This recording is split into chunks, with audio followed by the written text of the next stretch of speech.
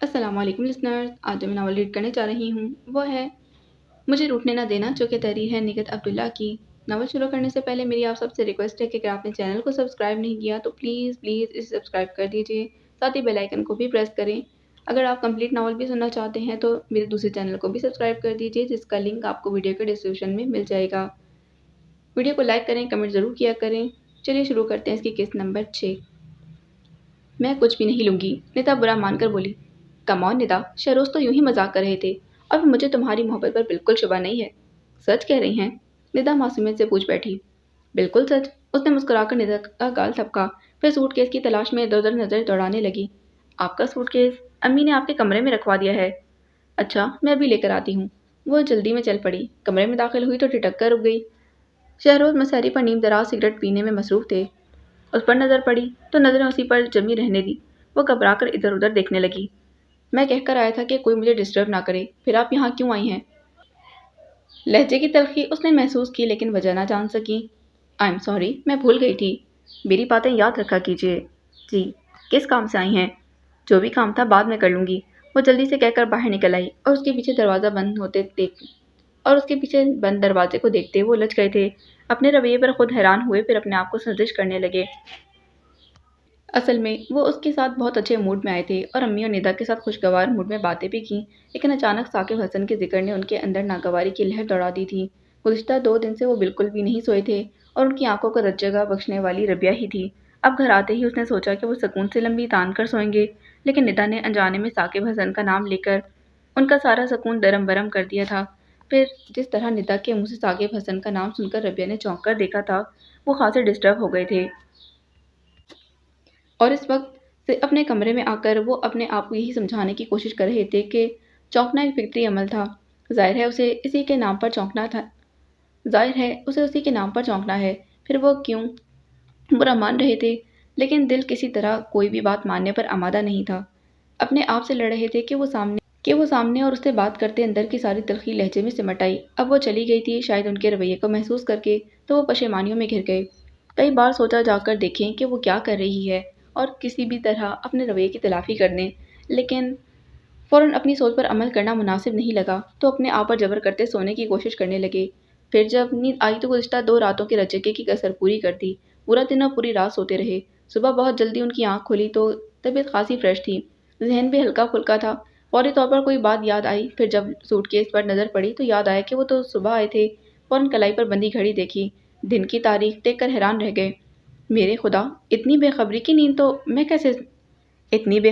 تو میں کبھی نہیں سویا۔ پیشانی پر آئے بالوں کو انگلیوں سے پیچھے کرتے سوچا، پھر فوراً ہی ربیہ کا خیال آیا۔ وہ کمرے میں موجود نہیں تھی۔ بہت آہستگی سے بیڈ سے اترے اور اسی احتیاط کے ساتھ اسٹڈی کا دروازہ کھول دیا۔ وہ صوفے پر سو رہی تھی، جہاں پر ان کے آنے کے بعد سے وہ خود سویا کرتے تھے۔ انہیں افسوس ہونے لگا، پتہ نہیں وہ آرام سے سوئی ہوگی یا نہیں، پتہ نہیں اس کے بارے میں کیا خیال کیا ہوگا۔ یہی سب سوچتے گاؤن پہن کر لان میں آ گئے تھے۔ رخصت ہوتا اندھیرا اجالے کے آغوش میں پناہیں ڈھونڈ رہا تھا۔ مخملی گھاس شبنم سے غسل کر کے نکھر آئی تھی۔ چاروں طرف قطار میں لگے پودوں پر کھلتے پھول انہیں صبح بخیر کہہ رہے تھے۔ ہوائیں الگ سرگوشیاں کرتی ہوئی ان کے چہرے کو چھو رہی تھیں۔ انہوں نے آہستہ روی سے پورے لان کا چکر لگایا۔ پلٹنے لگے تو مہروز کو اپنی طرف آتا دیکھ کر وہیں رک گئے۔ السلام علیکم۔ مہروز نے قریب پہنچ کر سلام کیا تو جواب میں انہوں نے اسے گلے لگا لیا۔ کیسے ہو؟ مسکرا کر پوچھا۔ فائن، آپ بتائیے، ہانی مون سے اتنی جلدی واپس کیسے آ گئے؟ بس یار، میں کل شام میں آپ سے ملنا چاہتا تھا لیکن آپ سو رہے تھے۔ ہاں، میں بہت لمبی نیند سویا تو مجھے اٹھا دیتے۔ میں نے کہا تھا لیکن بھابھی نے منع کر دیا، کہنے لگی آپ نے سختی سے منع کیا ہے کہ کوئی ڈسٹرب نہ کرے۔ ہاں، میں نے ایسا ہی کہا تھا، انہوں نے اعتراف کیا۔ تم بتاؤ آفس میں سب ٹھیک ہے؟ اور تو سب ٹھیک ہے، بس جے کنسٹرکشن والے پیمنٹ میں پس و پیش سے کام لے رہے ہیں۔ پیمنٹ کے معاملے میں وہ ایسے ہی ہیں، جب پیسوں کی بات آتی ہے ان کی کمپنی دیوالیہ ہو جاتی ہے۔ وہ ہنستے ہوئے بولے، اگر ایسی بات ہے تو آپ ان کا ایگریمنٹ کینسل کر دیں۔ نہیں، خیر ایسی بات بھی نہیں، میں دیکھ لوں گا انہیں۔ دونوں آفس کے معاملات ڈسکس کرتے ہوئے آ بیٹھے تو خان سامہ ان کے لیے چائے لے آیا تھا۔ بھابھی اٹھ گئیں؟ مہروز چائے کا کپ ان کی طرف بڑھاتے پوچھنے لگا۔ پتہ نہیں، اصل میں بہت جلد اٹھ گیا تھا، اس وقت تو وہ سو رہی تھی۔ انہوں نے لا علمی کا اظہار کیا، پھر فوراً چائے کا کپ ہونٹوں سے لگا لیا۔ ویسے آپ بہت لکی ہیں شہروز بھائی، ربیہ بھابی جیسی لڑکی آپ کی شریک سفر ہے۔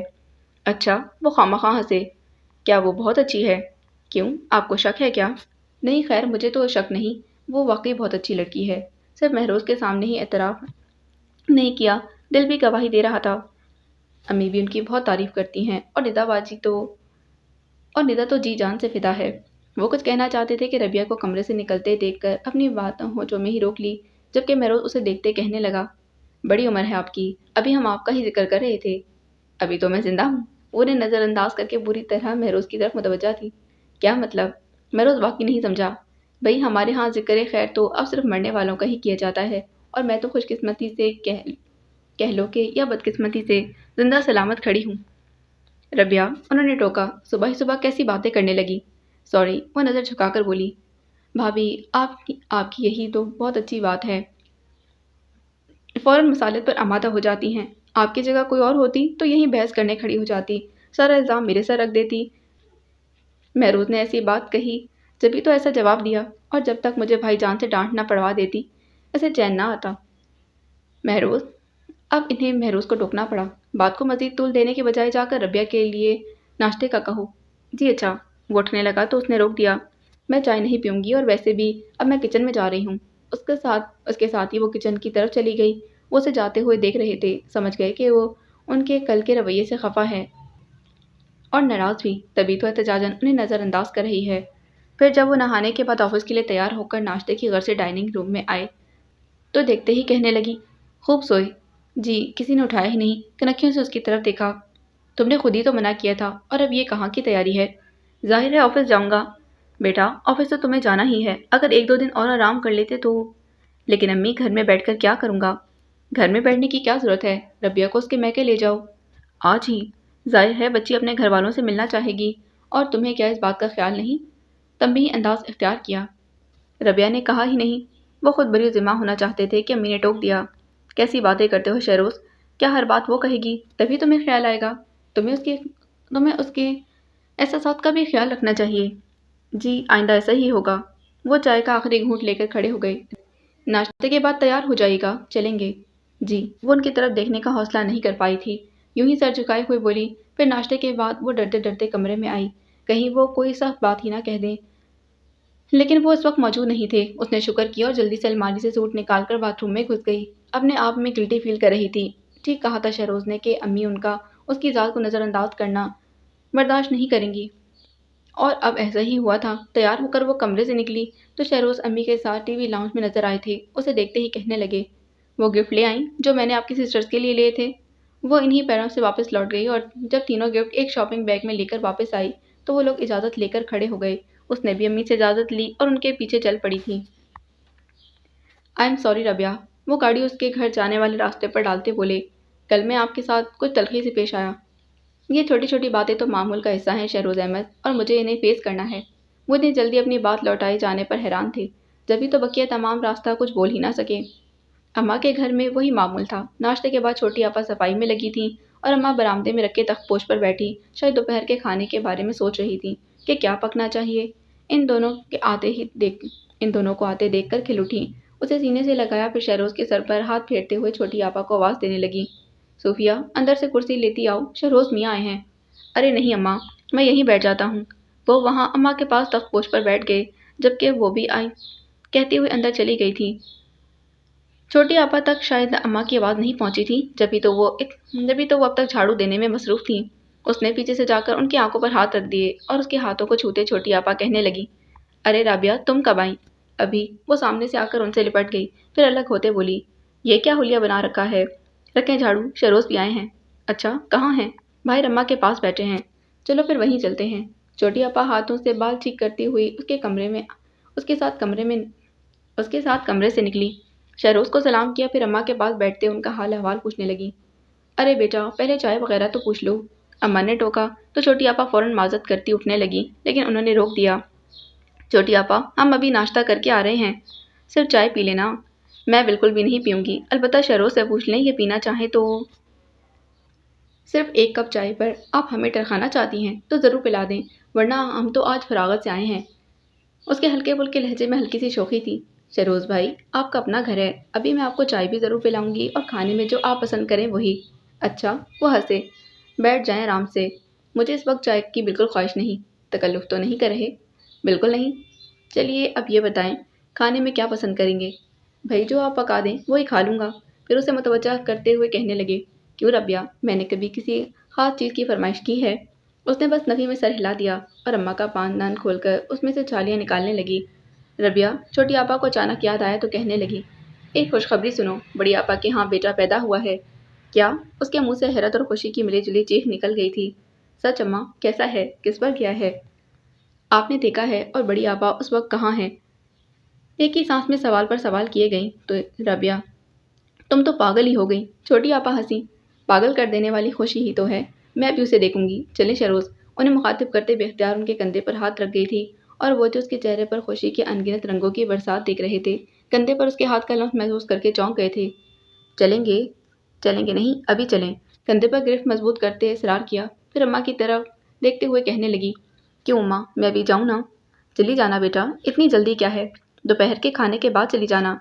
नहीं अम्मा, मैं अभी जाऊंगी, दोपहर के खाने तक आ जाएंगे। जैसे तुम्हारी मर्जी। अम्मा की इजाज़त मिलते ही वो शहरोज अहमद की तरफ देखने लगी तो वो कंधे उचकाते हुए बोले, हैं कहाँ बड़ी आपा, हॉस्पिटल या घर? वो जाते जाते पलटकर पूछने लगी, घर पर हैं। छोटी आपा उसकी बौखलाहट पर बेसाख्ता हंसी और वो जल्दी से शहरोज के साथ हुई थी। लगता है आपको बच्चे बहुत अच्छे लगते हैं। वो गाड़ी स्टार्ट करते हुए कहने लगे, हाँ बहुत अच्छे लगते हैं। वो अपनी धुन में मगन कहने लगी, बड़ी आपा के लिए मैंने बहुत दुआ मांगी थी कि अल्लाह मियाँ उन्हें बेटा दे। बेटा ही क्यों? असल में हमारा कोई भाई नहीं है ना, और अम्मा को भी हमेशा बेटे के ना होने का एहसास रहा, तो हम सबकी ख्वाहिश थी कि बड़ी आपा की गोद में पहले बेटा आए। चलिए आपकी दुआएं रायगा नहीं गई। वैसे भी शायद शिद्दत से मांगी जाने वाली दुआएं कबूल होती हैं। शायद नहीं, यकीनन। अच्छा। उन्होंने ज़रा सी गर्दन मोड़कर उसकी तरफ देखा, फिर विंडो स्क्रीन पर नज़र जमाते बोले, और कौन कौन सी दुआएं आप शिद्दत से मांगा करती हैं? वो उनकी बात पर चौंकी और फौरी तौर पर जवाब देने के बजाय क्यास करने लगी कि वो क्या कहना चाहते हैं। आपने बताया नहीं? उन्होंने दोबारा पूछा तो बराह रास्त जवाब देने के बजाय रुक रुक कर बोली, कोई एक नहीं शरोज अहमद, दुआएं तो बेशुमार हैं जो मुद्दत से मांगा करती हूँ। लेकिन मैं ये भी जानती हूँ कि मुस्तजाब वही दुआएं होंगी जिन्हें ऊपर वाला मेरे हक में बेहतर समझेगा। आप ठीक कहती हैं और हकीकत में भी ऐसा ही है, लेकिन अक्सर लोग दुआओं के ना होने पर शुक्वा गुनाह ही रहते हैं। इन अक्सर लोगों में मुझे भी शामिल कर लें, क्योंकि मैं भी कभी कभी शाकी हो जाती हूँ। उन्हें उसकी बातें अच्छी लगीं और कुछ कहना चाहते थे कि वो एक तरफ इशारा करते बोली, आप शायद भूल गए बड़ी आपा का घर ये है, बस यहीं रोक दें। उन्होंने गाड़ी बंद की, फिर उससे कहने लगे, मेरा ख्याल है यूं खाली हाथ जाना मुनासिब नहीं, लेकिन अब तो आ गए हैं। उसके हाथ ही उसके साथ ही वो अपनी तरफ का दरवाज़ा खोलकर नीचे उतर गई। उन्होंने गाड़ी लॉक की, फिर उसके करीब आकर जेब से पर्स निकालकर उसकी तरफ बढ़ा दिया और उसकी सवालिया नज़रों के जवाब में कहने लगी, आप बच्चे की खाला हैं। अव्वल तो आपको खाली हाथ नहीं आना चाहिए, और अगर आ ही गई हैं तो प्लीज़ बच्चे का हाथ खाली मत रहने दीजिएगा। उसने खजल होकर उनके हाथ से पर्स लेकर अपने बैग में रख लिया था। बड़ी आपा को उसने ढेरों मुबारकबाद दी और फौरन बच्चे को गोद में उठा लिया। दूल्हा भाई भी घर पर थे। शरोज उनके साथ बातों में मसरूफ हो गए। किसी किसी वक्त उनकी तरफ देख लेते किसी किसी वक्त उसकी तरफ देख लेते जो बते किसी किसी वक्त उसकी तरफ देख लेते जो बच्चे को गोद में लिए। कभी उसके हाथों को अपनी उंगलियों के साथ लगाती और कभी उसकी पेशानी पर अपनी पेशानी टिका लेती। साथ साथ बड़ी आपा से बातें भी की जा रही थी। मुलाजमा ट्राली घसीटती अंदर आई तो बड़ी आपा ने उसे चाय बनाने का इशारा किया। उसने बच्चे को उनके बराबर लिटाया, फिर आकर चाय बनाने लगी। रबिया, दूल्हा भाई उसे मुखातिब करके शरारत से कहने लगे, तुम हनीमून का क्या तोहफा लाई हो? क्या मतलब? भाई जिस तरह हमारा हनीमून का तोहफा ये नौमौलूद है। मेरे खुदा, ये दूल्हा भाई क्या कह रहे हैं? वो भी शहरोज अहमद के सामने। उसका दिल जोर जोर से धड़कने लगा। हथेलियां तर हो गई और चेहरे से लगा जैसे गर्म गर्म भाप निकल रही हो। शहरोज अहमद की मौजूदगी के एहसास ने तो सर उठाने के काबिल ही नहीं शरोज अहमद की मौजूदगी के एहसास ने तो सर उठाने के काबिल ही नहीं छोड़ा था। दिल चाहा सब कुछ यहीं छोड़कर भागती हुई यहाँ से निकल जाए। शरोज अहमद उसकी कैफियत महसूस कर रहे थे, इसलिए उससे पहले के दूल्हा भाई उसे मजीद छेड़ते, उन्होंने मौजू बदलने की गर्ज से बिजनेस की बातें छेड़ डाली थी। उसने दिल ही दिल में शुक्र करते हुए जल्दी से चाय बनाकर ट्राली उनके आगे धकेल दी और अपनी चाय लेकर दोबारा बड़ी आपा के पास आ बैठी। फिर चाय पीते ही वो जैसे जाने की बात करने लगी थी। दूल्हा भाई शरोज को खाने के लिए रोक रहे थे। उसने माजरत करते बताया कि खाना वो अम्मा के यहाँ खाएंगे। फिर उसे मुखातिब करके कहने लगे, चलें राबिया जी। वो इजाज़त तक नज़रों से बड़ी आपा की तरफ देखने लगी। रबिया, शहरोज अहमद ने दोबारा पुकारा और उसके देखने पर जाने क्या इशारा किया। वो नहीं समझी तो दिल ही दिल में उसकी बेवकूफ़ी पर मातम करते खुद ही कहने लगे, असल में हम इतनी जल्दी में आए कि बच्चे के लिए कुछ ला ना सके। उन्होंने इतना ही कहा कि उसे याद आया, फ़ौरन बैग खोलकर उसके पर्स में हाथ डाला और देखे देखे बगैर के हाथ में कितने का नोट आया है बच्चे की तरफ बढ़ा दिया। शहरोज ने उसका हाथ मुट्ठी में दबा लिया। ये क्या हिमाकत है, दबे दबे लहजे में डांटा। क्या हुआ, सादगी से पूछने लगी। उन्होंने जवाब नहीं दिया। गैर महसूस तरीके से उसका हाथ पीछे किया, फिर बड़ी आपा और दूल्हा भाई के मना करने के बावजूद खुद ही 500 रुपये बच्चे को दिए और यूं ही इसका हाथ पकड़ते हुए बाहर आ गए थे। वो उनकी हरकत पर अंदर ही अंदर बहुत उलझ रही थी, लेकिन जब गाड़ी में बैठते ही उन्होंने उसका हाथ उनकी आंखों के सामने किया तो वो 10 का नोट देखकर बेहद शर्मिंदा हुई। आखिर कहाँ रहती हैं आप, उन्होंने गुस्से से कहा तो वो सर झुकाकर निचला होंठ काटने लगी। अगर ये बच्चे के हाथ में चला जाता तो। I am sorry, I am sorry, उसी के लहजे में कहा और गाड़ी फुल स्पीड पर छोड़ दी थी। जहन को हाजिर रखा कीजिए, आइंदा आपको इस किस्म की हिमाकतें आइंदा आपकी इस किस्म की हमाकतें हरगिज़ बर्दाश्त नहीं करूँगा, समझी आप। अम्मा के घर दाखिल होने से पहले उन्होंने उसे वार्निंग दी थी। वक्त दबे पाँव गुजर रहा था। अगर साकिब हसन का ख्याल दरमियान में ना होता तो वो अब तक शहरोज अहमद के घर उनके माहौल में मुकम्मल तौर पर रच बस चुकी होती। लेकिन वो जानती थी कि वो इस घर में कुछ अरसे की मेहमान है, इसलिए अम्मा की बेपनाह शफ़क़तों, निदा की जान छिड़कने वाली अदाओं और महरोज़ की मोतबर कर देने वाली बातों के बावजूद उसने अपनी हद कायम रखी थी। अम्मी उसकी हर बात में जी कहने की आदत को उसकी सादतमंदी पर मामूर करती, लेकिन हकीकत में वो दामन बचाया करती। उसका ख्याल था कि उसे इस घर के मामलात में दखल देने या राय देने का कोई हक नहीं, क्योंकि वो सिरे से इस घर की फ़र्द ही नहीं। 6 महीने हो गए थे उसे इस घर में आए हुए, और इस तमाम अरसे में उसने कभी इरादतन अपनी कायम की हुई हद फैलाने की भी कोशिश नहीं की थी। उसके अंदाज में अब भी तकल्लुफ़ और झिझक इतनी कि ज़रूरत की चीज़ लेने के लिए भी 100 बार सोचती थी। ख़ास तौर पर कभी अपनी ज़रूरत का इजहार नहीं किया। अम्मी एहसास दिलाती हैं, शहरोज़ खुद से कहते, तब भी पहले इनकार करती, फिर मजबूरन हथियार डालने पड़ते। उसका ख्याल था कि घर वाले बहुत जल्द उसके इस रवैये से बेजार हो जाएंगे। हंसती खिलखिलाती ज़िंदगी वो वो रोती सूरत कहाँ से आ गई है, लेकिन इसके बरक्स अब उसके गिरवेदा हो गए थे। उसका धीमे अंदाज में बोलना और धीरे धीरे चलना सबको अच्छा लगता था। यूं ही दबे पाँव ही वो शहरोज़ अहमद के दिल के दरवाज़ों से होती हुई ईवानों में जा सजी थी। उसे खुद खबर ही नहीं कि वो इस शख्स को अपना असीर कर गई थी, जिसे साकिब हसन उसका मुहाफ़िज़ बना गया था। खबर होती भी कैसे? शहरोज़ अहमद जिस आग में जल रहे थे, उन्होंने उसकी तपिश से उसे महफूज ही रखा था। अब तक तो वो अपने आप से ही लड़ रहे थे कि जो हो रहा है गलत हो रहा है। वो उनके पास अमानत है और उन्हें ख़यानत का मुर्तकिब नहीं होना चाहिए। वो शुरू से ही खासे हकीकत पसंद थे, लेकिन कभी कभी इन हक़ाइक़ से नज़रें चुरा भी ले दिल लेकिन कभी कभी हक़ाइक़ से नज़रें चुरा भी लेता है, कभी हालात से मजबूर होकर, कभी यूं ही दिल के कहने पर। और इनके साथ भी पता नहीं क्या मामला था कि उस रोज़ ऑफिस से ज़रा जल्दी आ गए थे। इस वक्त वो अम्मी के पास बैठी थी। वहीं सीधा वहीं आकर बेतकल्लुफ़ी से मुखातिब कट के कहने लगे, रबिया, मैं आपकी खातिर जल्दी आ गया हूँ। चलिए कहीं आउटिंग के लिए चलते हैं, आपको कुछ शॉपिंग वगैरह करवा दूंगा। वो उनके इस अंदाज पर बहुत हैरान हुई। चलें जल्दी करें, उसकी हैरत से पूरी आंखें खुलती देखकर हल्के से मुस्कुराए। जाओ बेटा, शरोज़ तुम्हारे लिए वक्त निकाल कर आया है, अम्मी ने कहा। वो चुपचाप उनके कमरे में से निकल आई थी। वो भी उसके पीछे चले आए। टीवी लाउंज तक आए तो फ़ोन की बेल बजने लगी। आप हुलिया ठीक करके आएँ, उसने कहा और ख़ुद फ़ोन की तरफ बढ़ गए। फिर अभी वो कमरे के दरवाजे तक पहुंची ही थी कि वो पुकार कर कहने लगे, रबिया, आपका फ़ोन है। वो वहीं से पलट आई और रिसीवर उनके हाथ से लेकर कान से लगा लिया। दूसरी तरफ साकिब हसन, जिसकी आवाज़ सुनते वो घबरा कर उनकी तरफ देखने लगी। उनकी पेशानी शिकन आलू थी और होंठ पीछे हुए। उसे मुतवज्जा पाकर कदमों की ज़ोरदार आवाज़ पैदा करते अपने कमरे में चले गए। रबिया, साकिब हसन उसकी मुसलसल खामोशी पर पुकारे जा रहा था। हाँ कहो, उसके हलक से फंसी फंसी आवाज़ निकली। कहाँ खोई हुई हो, मेरी पुकार का जवाब ही नहीं दे रही। मैं तुम्हें सुन रही हूँ, कहो कैसे हो। तुम्हारे बिना अधूरा हूँ। ये बताओ मंजिल कितनी दूर है। ज़्यादा दूर नहीं है मेरी जान, बस कुछ वक्त और। क्या तुम घबरा गई हो? हाँ, उसने इतराफ़ किया। तो मुझे किस मुश्किल में डाल गए हो, मुझे ये सब अच्छा नहीं लग रहा। क्या अच्छा नहीं लग रहा? तुम खुद सोचो, अभी तुम्हारा फ़ोन शहरोज़ ने रिसीव किया था, वो क्या सोचते होंगे? वो कुछ नहीं सोचेंगे, ख़्वाह ऐसी बातों में परेशान मत हुआ करो। उसके खामोश रहने पर कहने लगा, मैं तुम्हें एक अच्छी खबर सुनाता हूँ। मुझे एक बड़ी फ़िल्म में बहुत अच्छी जॉब मिल गई है। पहली जॉब का क्या हुआ? ज़ाहिर है छोड़ दी। अब जो जॉब मिली है वो तो मेरी तवक्का से कहीं बढ़कर है। मैं इंशाल्लाह बहुत जल्द। शायद लाइन कट गई थी। उसने कुछ देर इंतज़ार किया, फिर आहिस्तगी से रिसीवर रख दिया। अब समझ में नहीं आ रहा था कि अपने कमरे में कैसे जाए और कैसे शहरोज़ अहमद का सामना करे। शिशोपन में मुब्तला खड़ी सोच रही थी کہ وہ خود ہی کمرے سے نکل آئے۔ اسے یوں کھڑے دیکھا تو کہنے لگے، چلنا نہیں ہے؟ جی۔ وہ اسی طرح ان کی طرف چل پڑی۔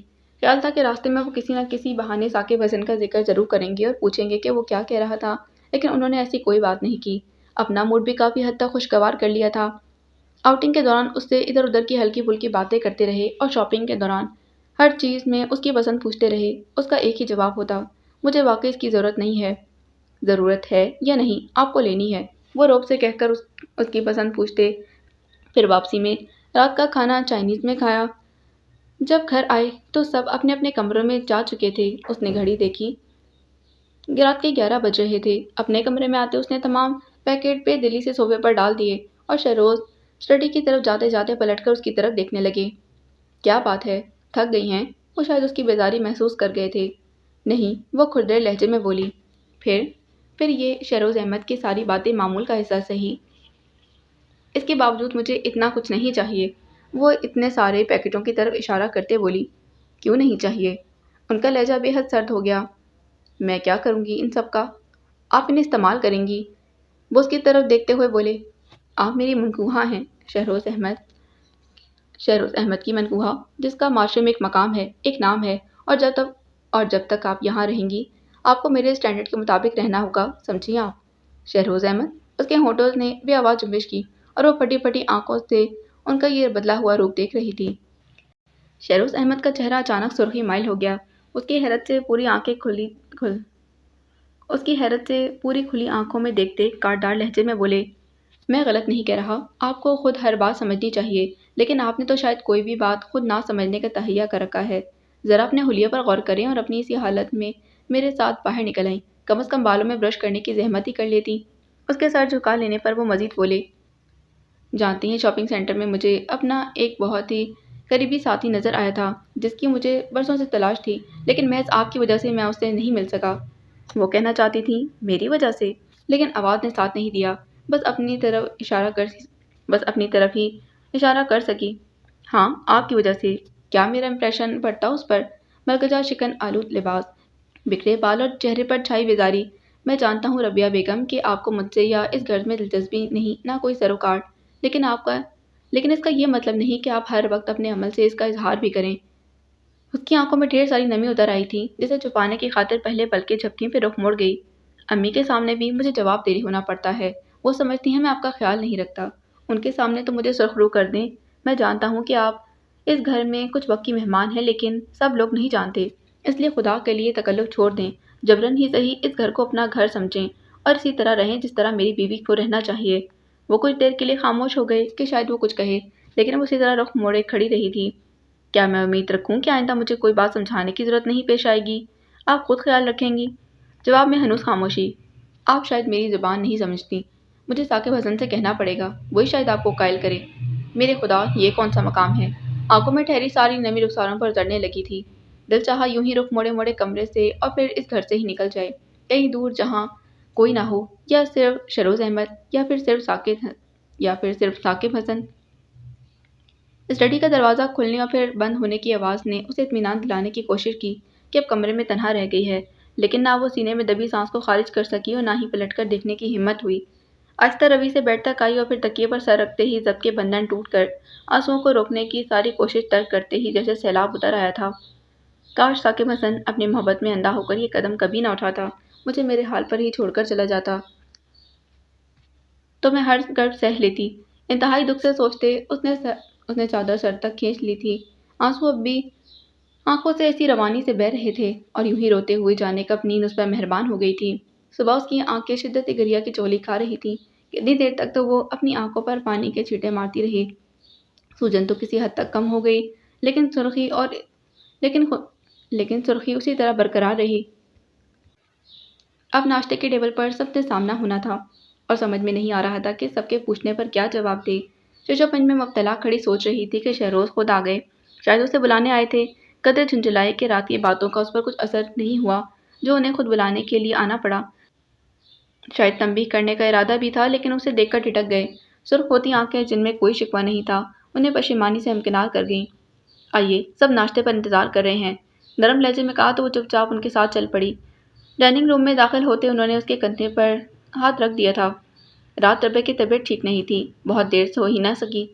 کسی کے کچھ پوچھنے سے پہلے ہی انہوں نے اس کی سرخ آنکھوں کی وضاحت کر دی تھی۔ بیٹا پھر یہاں کیوں چلی آئیں؟ میں ناشتہ تمہارے کمرے میں بھجوا دیتی، امی نے شفقت سے کہا۔ میں اب ٹھیک ہوں، وہ آہستہ آواز میں کہتی کرسی کھینچ کر بیٹھ گئی۔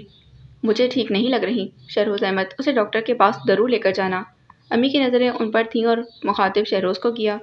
آپ فکر نہ کریں، اب یہ بالکل ٹھیک ہیں۔ کیوں ربیہ؟ اس کی طرف یوں دیکھا جیسے اس سے بڑے اچھے مراسم ہوں۔ جی، اس نے کہا اور جلدی جلدی سلائس پر مکھن لگا کر پلیٹ ان کی طرف سامنے رکھ دی، پھر چائے بنانے لگی۔ بھابھی، مہروز سے مخاطب کر کے کہنے لگا، میں نے بہت فلمیں دیکھی ہیں جن میں ساس بہو کے جھگڑے، نند بھاوج کی مار کٹائی اور بیوی کا شوہر پر چیخنا چلانا وغیرہ قسم کے بہت سے سین ہوتے ہیں۔ آپ نے بھی ایسی فلمیں دیکھی ہوں گی؟ اس کے نفی میں سر ہلانے پر کہنے لگا۔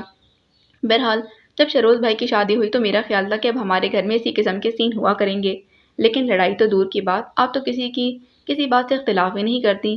واقعی اختلاف ہوتا نہیں ہے یا شہروز بھائی نے آپ پر دہشت جما دی ہے کہ خبردار؟ مہروز، امی کے ٹوکنے پر وہ فوراً خاموش ہو گیا، لیکن اسے دیکھتے ہوئے بابوں کو یوں حرکت دینے لگا جیسے پوچھ رہا ہو، سچ بتائیں کیا بات ہے؟ اسے بے ساختہ ہی ہنسی آ گئی۔ ارے آپ تو ہنستی ہوئی اچھی لگتی ہیں، ورنہ میں تو سمجھا تھا کہ آپ کی شکل خاصی مضحکہ خیز ہو جاتی ہوگی جب ہی ہنسنے سے گریز کرتی ہیں۔ گریز تو نہیں کرتی، بس بلا وجہ نہیں ہنستی۔ کبھی کبھی بلا وجہ بھی ہنس لینا چاہیے، بلکہ اکثر صحت پر اچھا اثر پڑتا ہے۔ تمہارے مشورے پر عمل کرنے کی کوشش کروں گی، وہ اٹھتے ہوئے بولی۔ بیٹا، مہروز کی باتوں میں تم نے ڈھنگ سے ناشتہ بھی نہیں کیا۔ بس امی، ویسے بھی دل نہیں چاہ رہا، شہروز کے کہنے پر چلی آئی۔ اس نے انہیں اپنے نام پر چونکتے دیکھا، پھر فوراً سے اٹھ کر آ گئی تھی۔ رات کو صرف اپنے بارے میں سوچتی اور کرتی رہی تھی۔ اس کے ساتھ اچھا نہیں ہوا، اور اب جب وہ غیر جانبداری سے سوچنے لگی تو شہروز احمد بے قصور نظر آئے۔ ان کا قصور صرف اتنا تھا کہ ثاقب حسن کے مجبور کرنے پر اسے شادی کر بیٹھے تھے، اور ایک مخصوص مدت تک ہی صحیح انہیں اس بندھن کو نبھانا تو تھا ہی، اور وہی اس کے ساتھ تعاون نہیں کر رہی تھی۔ وہ بھی کیا کرتی؟ شروع دن سے اس کے ذہن میں یہ بات بیٹھ گئی تھی کہ اسے یہاں سے چلے جانا ہے۔ یہ گھر اس کا نہیں، اور نہ ہی اس گھر کے مکینوں سے اس کا کوئی ناتا ہے۔ پھر وہ کیوں اپنے آپ کو یہاں ایڈجسٹ کرنے کی کوشش کرے؟ بس وقت ہی تو گزارنا ہے جو کسی نہ کسی طرح گزر ہی جائے گا۔ لیکن اب احساس ہو رہا تھا کہ اس طرح شہروز کی پوزیشن خاصی آکورڈ ہو رہی ہے۔ ظاہر ہے ان کے گھر میں سب یہی جانتے تھے کہ انہوں نے اپنی پسند سے اسے شادی کی ہے، پھر وہ اسے خوش رکھنے میں ناکام کیوں ہو رہے ہیں؟ اس نے اپنے اس گھر میں گزرے شب و روز کو سوچا تو کوئی ایسا دن یاد نہیں آیا جب اس نے بیوی کی حیثیت سے یا اس گھر کی بہو ہونے کے ناطے کوئی کام کیا ہو۔ امی بلاتی تو جا کر ان کے پاس بیٹھ جاتی، ورنہ خود سے کبھی خیال نہیں آیا۔ اسی طرح ندا بھی جب کبھی فارغ ہوتی تو خود اس کے پاس آ کر بیٹھتی۔ مہروز کا کمرہ تو اس نے آج تک اندر سے دیکھا ہی نہیں تھا۔ کیا بڑی بھاوج ہونے کے ناطے اس کا یہ فرض نہیں تھا کہ وہ ندا اور مہروز کی چھوٹی چھوٹی باتوں اور ضرورتوں کا خیال رکھے؟ اور تو اور وہ شہروز سے بھی غافل تھی۔ جب وہ آفس کے لیے نکلتے تو دنیا دکھاوے کے لیے ہی صحیح، کبھی ایسا نہ ہوا کہ انہیں چھوڑنے باہر تک گئی ہو۔ جب انہیں واپسی میں بہت زیادہ دیر ہو جاتی تو کسی پریشانی کا اظہار نہیں کیا۔ اس کے برعکس شہروز اپنا کردار بخوبی نبھا رہے تھے۔ اس کے ساتھ اماں کے گھر جاتے، اپنے گھر کھینچا حصار توڑ دیتے، سب کے ساتھ اس کے مزاج کے مطابق باتیں کرتے اور اسے یوں پیش آتے جیسے وہ ان کی من چاہی بیوی ہو، ورنہ اگر وہ بھی اس طرح ہی لیا دیا انداز اختیار کیے رکھے تو اماں اس کی طرف سے کبھی مطمئن نہ ہوتی۔ یقیناً اس کے لیے کرتے ہوئے ان کی پریشانیوں میں مزید اضافہ ہو جاتا۔ اسے اپنے آپ پر حیرت ہونے لگی کہ اس نے یہ ساری باتیں پہلے کیوں نہ سمجھ لیں۔ شہروز احمد کے بار بار ٹوکنے کے باوجود نظر انداز کرتی رہی، اور کل تو واقعی اس نے حد کر دی کہ یوں سر جھاڑ منہ پھاڑ ان کے ساتھ چل پڑی۔ اپنا کل کا حلیہ اور رویہ یاد کر کے بے حد ندامت محسوس ہوئی۔ سارا دن پشیمانیوں میں گھری تلافی کا سوچتی رہی۔ شام میں شہروز آفس سے لوٹے۔ اس وقت وہ ندا کے ساتھ ٹی وی لاؤنج میں بیٹھی تھی۔ روزانہ سے مختلف قدرے گہرے رنگ کا سلکی سوٹ، ہم رنگ ٹاپس اور ہلکا ہلکا میک اپ کر رکھا تھا۔ ندا سے باتیں کرتے کلائی میں پڑی چوڑیوں کو شہادت کی انگلی سے یوں چھیڑ رہی تھی جیسے ستارے کے تاروں کو چھیڑا چاہتا ہو۔ انہوں نے لمحہ بھر کو رک کر اسے دیکھا، پھر قدرے اونچی آواز میں سلام کیا۔ وہ چونک کر پہلے سیدھی بیٹھی، پھر کھڑی ہو گئی۔ کیسی طبیعت ہے آپ کی؟ وہ بیٹھتے پوچھنے لگے۔ ٹھیک ہوں، بلکہ بالکل ٹھیک، لہجے میں قدرے بے تکلفی پیدا کی اور ان کے حیرت سے دیکھنے پر کہنے لگی، چائے لاؤں آپ کے لیے؟ وہ سمجھ گئے ان کی باتوں کا خاطر خواہ اثر ہوا ہے، اور عجیب بات یہ تھی کہ وہ خود بھی سارا دن پشیمانیوں میں گھرے رہے تھے کہ ناحق اسے اتنی باتیں سنا ڈالی۔ خیال تھا کہ اس وقت اس سے معذرت کر لیں گے، لیکن اس کا یہ روپ اچھا لگ رہا تھا، اور معذرت کرنے کا مطلب تھا کہ وہ پھر پہلے جیسی ہو جاتی، اس لیے محض اس کا یہ روپ برقرار رکھنے کے لیے یوں ظاہر کرنے لگے جیسے ابھی تک خفا ہوں۔ چائے کمرے میں بھجوا دیجیے گا، سنجیدگی سے کہا اور اٹھ کر چلے گئے۔ اس نے ندا سے معذرت کی اور کچن کی طرف چلی گئی تھی، پھر وہ خود ہی ان کے لیے چائے لے کر کمرے میں گئی۔ وہ ڈریس چینج کر کے صوفے پر نیند دراز ہو گئے تھے، اسے دیکھ کر کہنے لگے، آپ نے کیوں زحمت کی؟ ملازم کے ہاتھ بھجوا دیتی۔ میرا خیال ہے کہ مجھے خود آ جانا چاہیے تھا۔ انہوں نے کوئی تبصرہ نہیں کیا، خاموشی سے کپ اس کے ہاتھوں سے لے کر ہونٹوں سے لگا دیا۔ وہ کچھ دیر تک خاموشی سے ان کی طرف دیکھتی رہی، شاید بیٹھنے کے لیے کہیں، لیکن وہ جان بوجھ کر نظر انداز کر رہے تھے۔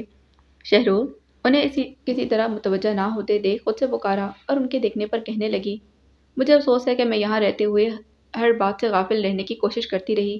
میرا مطلب ہے، آپ کا مطلب جو بھی ہے، وہ بات کاٹتے بولے، بس مجھے اتنا یقین دلا دیجیے کہ آئندہ اپنے مخصوص قول میں بند نہیں رہیں گی۔ ایسا ہی ہوگا، وہ جلدی سے کہہ گئی۔ کیسا؟ بے ساختہ مسکراہٹ کو وہ مشکل ہونٹوں میں دبا کر سوالی نظروں سے دیکھنے لگے۔ میرا مطلب ہے کہ آپ کو شکایت نہیں ہوگی، اور جو آپ نے شکایت کا موقع فراہم کیا تب؟ انہوں نے نظریں اس پر جما دی۔ شاید وہ کہہ دے جو چاہے سزا لے لیجیے، اور پھر کبھی جو اس کی طرف سے شکایت کا موقع ملے تو سزا کے طور پر وہ اس کی بقیہ زندگی اپنے نام لکھوا لے۔ تب جو قدم آپ ثاقب حسن کے آنے پر اٹھائیں گے وہ بھی اٹھا لیجیے گا، قصہ ہی ختم ہو جائے گا۔ وہ سہولت سے کہتی ہوئی ان کے ہاتھ سے خالی کپ لے کر کمرے سے نکل گئی، اور وہ کتنی دیر تک بے حس و حرکت بیٹھے رہ گئے تھے۔ پھر واقعی اس نے خود اپنی قائم کی ہوئی حد بندی توڑ ڈالی تھی۔ کچھ دن تک بڑی سہولت سے ویسی ہی رہی جیسی وہ اور سب گھر والے اسے دیکھنا چاہتے تھے۔ صبح لان میں ان کے ساتھ چہل قدمی کرنا، ناشتے کے ٹیبل پر مہروز اور ندا کے ساتھ ہلکا پھلکا مذاق، پھر دوپہر کے کھانے کے لیے خاص طور پر اپنی رائے دینا۔ شام میں جب وہ لوٹتے تو وہ کمرے کے بجائے برآمدے میں ہی انہیں اپنی منتظر ملتی، لیکن پھر احساس ہونے لگا کہ جیسے وہ دھوکہ دے رہی ہے ان سب کے ساتھ ساتھ خود اپنے آپ کو بھی، اور یہ کہ وہ مزید یہ کھیل نہیں کھیل سکے گی۔ پھر اس سے پہلے کہ وہ دوبارہ اپنے قول میں بند ہوتی، راہ فرار اختیار کر گئی، یعنی امی سے اجازت لے کر کچھ دنوں کے لیے اماں کے گھر چلی آئی تھی۔ اماں ان دنوں چھوٹی آپا کے لیے بہت فکر مند رہنے لگی تھیں، اور جب سے ربیہ اپنے گھر کی ہوئی تھی تب سے تو وہ اور بھی چاہتی تھیں کہ چھوٹی آپا جلد سے جلد اپنے گھر بار کی ہو جائیں، کیونکہ ایک تو ربیہ ان سے چھوٹی تھی، دوسرا کلثوم اور ہما بھی چھوٹی آپا کے قد کے برابر ہو گئی تھیں۔ اماں کو خدشہ تھا کہ کہیں اب آنے والے کلثوم اور ہما کی طرف اشارہ نہ کر دیں۔ اور ادھر جب سے چھوٹی آپا نے بوا کے منہ پر ان سے کہہ دیا کہ آئندہ وہ ان کے لیے کوئی پیغام نہ لائیں تو وہ شادی نہیں کریں گی، تب سے بوا نے بھی آنا چھوڑ رکھا تھا۔ اماں کو یہ پریشانی بھی تھی کہ اب کس سے کہیں، ہر آئے گئے کے سامنے تو نہیں کہہ سکتی تھیں، البتہ اپنے خاص ملنے والوں کو ضرور کہتی۔ اس وقت جب کہ چھوٹی آپا دوپہر کے کھانے کے سلسلے میں کچن میں مصروف تھیں، اماں اسے اس کی پریشانی کا تذکرہ کرتے کہنے لگیں، بیٹا تم شروع سے کہو وہ کہیں اپنے ملنے جلنے والوں میں صوفیہ کے لیے بات کرے۔ کیا؟ بے خیالی میں اس کے منہ سے چیخ نکل گئی تو اماں حیرت سے اس کی طرف دیکھتے ہوئے بولنے لگیں، کیا میں نے کوئی غلط بات کہہ دی ہے؟ نہیں اماں، لیکن میرا خیال ہے کہ شروع سے کہنا مناسب نہیں۔ وہ نظریں چراتی بولی، اب صاف صاف کہہ دیتی کہ وہ کیوں ان کے گھر کے مسئلے سنے اور پھر حل کرنے لگے، ان کا اس گھر سے ناطہ ہی کیا ہے؟ کیوں مناسب نہیں؟ آخر تمہاری بڑی آپا نے بھی تو اپنے میاں سے کہہ رکھا ہے، اور ایک دن تو وہ کسی کا پیغام لائے بھی تھے، لیکن میں نے منع کر دیا۔ کیوں منع کر دیا؟ وہ واقعی متعجب تھی کہ آخر دولہا بھائی کا لایا ہوا پیغام اماں نے کیوں ریجیکٹ کر دیا۔ بیٹا وہی مسئلہ تھا، اتنا بڑا کنبہ اور کمانے والا ایک۔ اماں یہ مسئلہ تو ہر دوسرے گھر کا ہے، خود آپ اپنے گھر کو دیکھ لیجئے، بیچارے ابا میاں اکیلے کمانے والے ہیں۔ اور پھر اس نے فوراً نچلا ہونٹ دانتوں میں دبا لیا، ورنہ وہ کہنے جا رہی تھی کہ اس مسئلے کو اہمیت دے کر آپ نے میری زندگی داؤ پر لگا دی۔ اماں قسمت بھی کوئی چیز ہے، وہ دبے دبے لہجے میں بولی، ہر انسان کی قسمت میں جو لکھا ہے وہ اسے ضرور مل کر رہے گا، کوئی کسی کے نصیب کا چھین کر نہیں کھا سکتا۔ آپ اس بات پر یقین کیوں نہیں رکھتی؟ بی بی مجھے سبق مت پڑھاؤ، میں تم سے زیادہ جانتی ہوں۔ اماں نے کبھی ابا میاں کو اس موضوع پر زیادہ نہیں بولنے دیا تھا، اسے کیسے بولنے دیتی؟ اسے چپ کروا کر کہنے لگی، تمہیں اگر شہروں سے بات کرنے میں کوئی اعتراض ہے تو میں خود اس سے کہہ دیتی ہوں۔ نہیں اماں، وہ فوراً بول پڑی، میں خود بات کر لوں گی، آپ کچھ مت کہیے گا۔ ٹھیک ہے، لیکن یاد سے کہنا، اور اگر ہو سکے تو اپنی ساس سے بھی تذکرہ کر دینا، وہ مجھے اچھی عورت لگتی ہے۔ اس نے سر ہلانے پر اکتفا کیا۔ شام میں شروز آفس سے واپسی پر پہلے اس کے پاس آئے، وہ سمجھی کہ اسے لینے آئے ہیں، جبکہ وہ کچھ دن رہنے کی غرض سے آئی تھی، اور صبح اس نے بتا بھی دیا تھا، اس لیے ان کے بیٹھتے ہی کہنے لگی، میں نے شاید صبح آپ کو بتا دیا تھا کہ میں بھی کچھ دن یہیں رہوں گی۔ مجھے یاد ہے، وہ اس کا مطلب سمجھ کر دل ہی دل میں محظوظ ہوئے، لیکن کچھ نہیں کہا۔ اس کے منہ سے سننا چاہتے تھے کہ وہ کیا چاہتی ہے، اور وہ کہنے لگی، پھر آپ کیوں لینے آئے ہیں؟ آپ سے کس نے کہا میں آپ کو لینے آیا ہوں؟